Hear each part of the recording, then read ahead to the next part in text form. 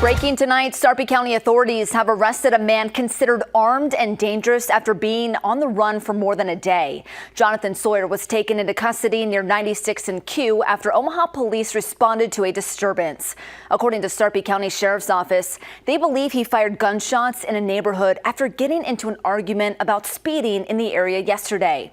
He was wanted for third-degree assault, terroristic threats, and use of a weapon to commit a felony.